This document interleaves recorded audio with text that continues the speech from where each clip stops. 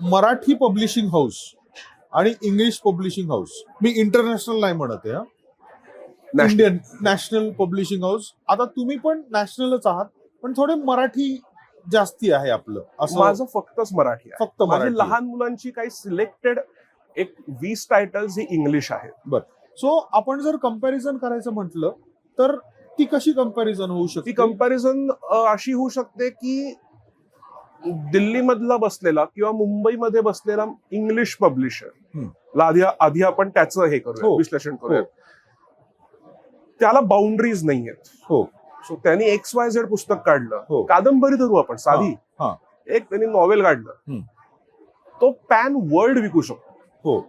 जर त्यांनी right distributor पकडला हो तर त्याला लिमिटेशन्स नाहीये. मराठी प्रकाशकाच्या बाउंड्रीज डिफाईन आहेत. बर. कारण मराठी भाषा ही महाराष्ट्राच्या बाहेर किती बोलली जाते, पण थोडी अगदी. एक्झॅक्टली ना. सो बेळगावात बुक सेलर्स आहेत, हो. गोव्यात बुक सेलर्स आहेत. माझ्या माहितीनुसार वडोदरा आणि इंदोर मध्ये पण एक मराठी बुक सेलर आहे. तिथे त्यांचा प्रसार करतो, तिथे मराठी लोक आहेत. बरोबर. पण संपलं ना. दिल्लीमध्ये कोण, मला कधी दिल्लीतनं मराठी पुस्तकांची ऑर्डर का नाहीये? बर.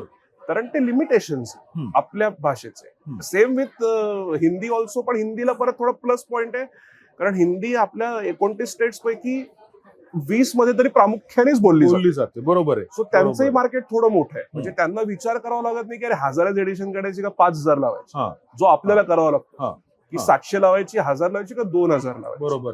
बरोबर आहे. तो त्यांना जो तुम्ही म्हणता इंग्लिश वर्सेस मराठी, हा फरक आहे. मराठी तुम्ही एका लिमिटच्या बाहेर तुम्ही ई बुक कराल, त्याचं मग फॉरेन मध्ये बसलेलाही तो वाचू शकतो. अमेझॉनची टायअप नंतर आम्ही आजकाल बघतोय की आमच्या इंटरनॅशनल ऑर्डर्स खूप येतात. ऑस्ट्रेलियावरनं येतात, US, दुबई, UK वरनं येतात. ऍड्रेस बघूनच कळतं की कुठे चालले. बरोबर आहे.